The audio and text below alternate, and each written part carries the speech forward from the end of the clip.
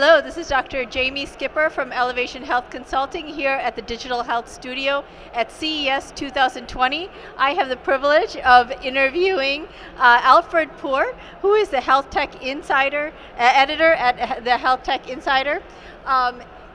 You are a veteran here. You've been here multiple years. It's a privilege to have you here again. You're very kind, thank you. So tell me, what are the big things that you're seeing at CES this year, and how does it differ from what you've seen over the past years? So I think one of the big themes is that health tech is maturing in a big way. We're seeing consolidation. We're seeing some very interesting companies that had small booths down in Eureka Park last year, the year before. They're upstairs now with a big booth. So there's a lot of maturing going on. It's getting its feet under it, and a lot of good things are happening. But I think one of the most important things about health tech is that I believe we've actually missed an inflection point. There's been a sea change that's gone past us and we haven't even noticed for the most part, and that's telehealth. Mm-hmm. Telehealth is no longer coming. Telehealth is already here. Absolutely. And we can't go back. And it's amazing the number of services and the kinds of services that are helping. One of the things that blows me away is there's a company that is able to be so efficient with most of the primary care kinds of problems that they have, that they're then able to send physicians on house calls because it's more efficient for them to make the house call than it is to bring the patient into the clinical setting. So to me, that's something I'd never expected to see again in my lifetime, and it's all made possible by technology. Well, there's been a lot of conversations about telehealth in terms of, telehealth isn't rural anymore. Telehealth is the future of medicine.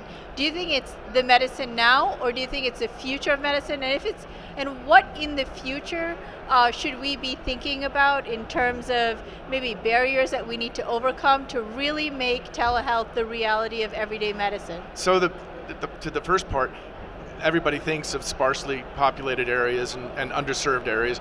It turns out that, telehealth is New Mexico and Arizona, but it's also Brooklyn, it's North Philly, it's Detroit. Places where people, for financial reasons, for mobility reasons, for a whole bunch of reasons, have trouble getting to a clinical setting. Somebody in inner city part of Philadelphia might have mobility issues, which means they need to have somebody else come with them, which means they're taking public transportation, so they have to set aside the whole day, which means that other person takes a whole day off from work, which is a real barrier. With telehealth, remote patient monitoring, that person can stay home, the physician can get all the information they need, and it's remarkable how much more efficient it is.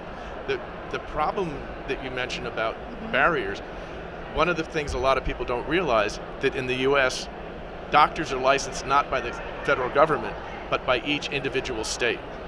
And so a doctor in New Jersey can't treat a patient in Philadelphia unless they're licensed in Pennsylvania as well. So one of the interesting things that's happened though, and is telehealth coming or is it here? Yeah. There are companies now that offer telehealth services in all 50 states because they have licensed physicians for all 50 states. And in fact, they even have some physicians who are as an individual, licensed in all of them. So let's talk about continuity of care, because when you're talking about telehealth, it's great to know that that they might have a physician that's licensed in your state. But then if I move over, do I have to see a different doctor? Or as you said, there might be a few doctors that are licensed in multiple states. What's the reality there? So again, this is early days. Mm-hmm. So what's going to turn out to be the best practice remains to be seen. But at this point, we're trading convenience for some other factors. One of the important things to keep in mind is you're in a system. So every healthcare professional, whether a physician or other level, they're going to have all your information right there. Yeah. So you call at 2 o'clock in the morning, you don't get a service saying, oh yeah, the doctor will call you back tomorrow in the morning when they get to the office. You talk to somebody there who has all your data ready to go, and you can get an answer. So it's very much the way other online connected commerce has gone on, and we're bringing that to healthcare, and it's going to help people because it's going to make it more convenient for them to get diagnosed and treated, and it's going to be done more efficiently, more cost effectively. So what does that mean in terms of digital health and in terms of what you're seeing at CES? What's your message in terms of what the community here at CES needs to be thinking about positioning their products and their future product designs to really fit in and align to the future of telehealth? So medicine as an industry tends to be retentive. They Okay. tend to silo, they tend to want to keep control, and in order for this to work, we need products and services that are interoperable. Absolutely. You need the connectivity along with the security and privacy issues and all that stuff, but they have to interact, and we have to have a way of having the different institutions involved trust each other so that the data can be shared. So that's going to be whether you're making a blood pressure monitor or a home security activity monitor or whatever, you need to think in terms of not just solving your problem, but being part of a bigger solution.